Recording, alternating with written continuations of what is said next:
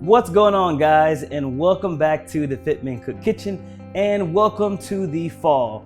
Or maybe we're in that transition month, but whatever, fall will be here very soon.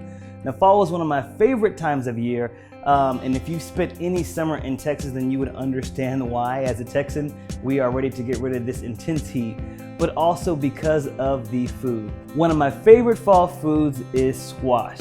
Now, while I like to eat squash plain and raw, I may spiralize it or put it into a salad or something, I enjoy it most when it is mixed into a recipe.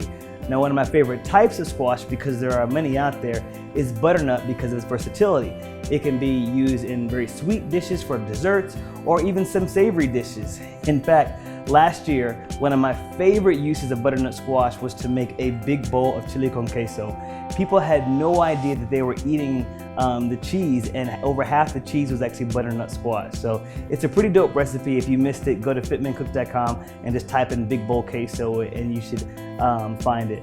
So today I'm going to show you just that ingenuity by making a delicious creamy butternut chicken and rice dish. Now, I am technically not in my full bulking mode just yet, so I'm going to be using cauliflower rice, but you can feel free to use whichever rice fits your diet right now and your goals. We're going to pair that dish with roasted Brussels sprouts with a hint of maple. It is essentially all of the flavors that make you think of the fall. Check it out. First, we're going to slice the Brussels sprouts in half. This is a personal preference because I do not like thick chunks of Brussels sprouts, but this also helps you to better ration out the portions. Coat them with olive oil, balsamic vinegar, and maple syrup or agave. Gently fold them in the sauce, then line a baking sheet with parchment and spread out the Brussels sprouts. Roast in the oven for about 15 minutes or until the edges are brown and crispy. Allow them to slightly cool and get sticky from the maple. Next, we're going to chop the top and bottom off a butternut squash, then cut the remainder into pieces. Chop off the skin, then cut it into chunks. Bring some water to a boil and add a steamer basket. Add the chunks of butternut squash and cover and steam for roughly 15 minutes or until the squash can be easily pierced with a fork. Allow the chunks to cool, then add them to a food processor. Pour in veggie stock, rosemary, and sage. Pulse blend until smooth, adding tablespoons of veggie stock if needed. Spray a nonstick skillet with olive oil and set it on medium heat. Toss in the raw chicken breast pieces and cook for about 10 minutes, ensuring it is fully cooked and brown on the outer edges.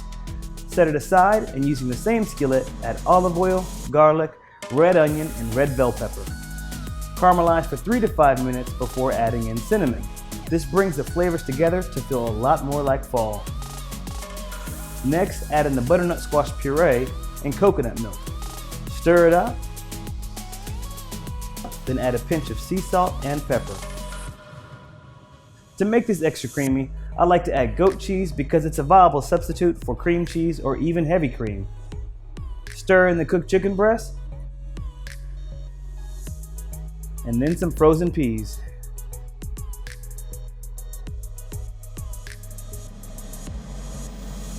Boom! Now build your meals.